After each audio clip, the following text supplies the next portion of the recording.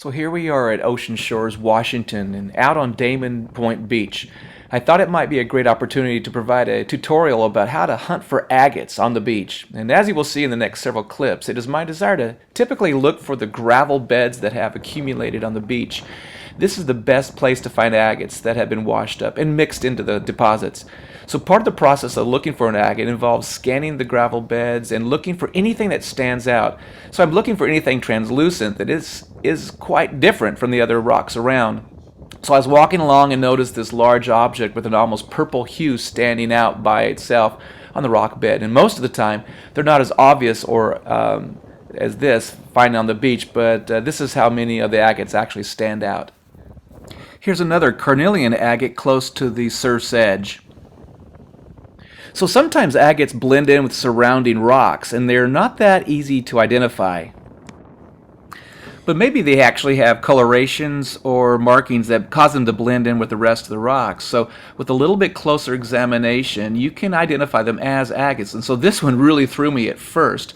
So I got down close and looked at it and actually began to examine it and picked it up. And I saw the inclusions, the small indentations and bumps on them that really identified it as an agate. And then its translucent quality really began to stand out as I was looking closer at it. And definitely was an agate, but at first it wasn't that easy to identify. So when looking for agates on the beach, make sure you're looking for translucent quality and also the indentations or inclusions on the rock. As in the cases, sometimes they are really obvious on the beach, and two guys walked past me this particular clip, and they were looking for agates, and I noticed to the left, after they'd walked by, there was this obviously red glowing agate on the beach. It was just sitting there screaming out for someone to pick it up. Most of the time they're not this obvious and easy to find, but this one was like that. And so you will find a few that are like this. Easy to locate, easy to identify, and obviously agates. So here on Damon Point Beach and on other beaches also, when looking for agates, I always go to the rock beds or gravel beds because this is where you find most of the deposits if the agates are being brought up on the beach.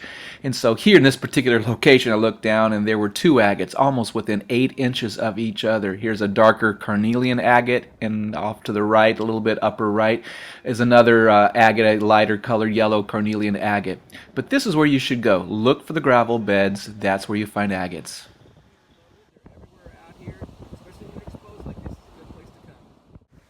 So here's a final few points about agate hunting.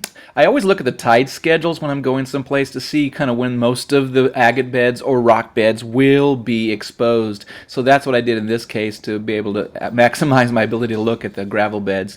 I found this one last agate here. It was really interesting. One of the things to look for in agates, not just inclusions or the opaqueness, but also is the banding, because agates are actually formed from volcanic rock.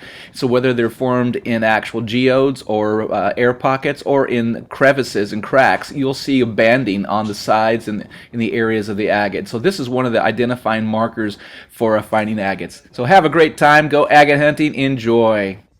For more information about beachcombing, agate hunting, or sea glass hunting, explore my website at pnwbeachcombing.com. You'll find many field reports about many beaches in Washington State. So thanks for watching. This is Tim Blair.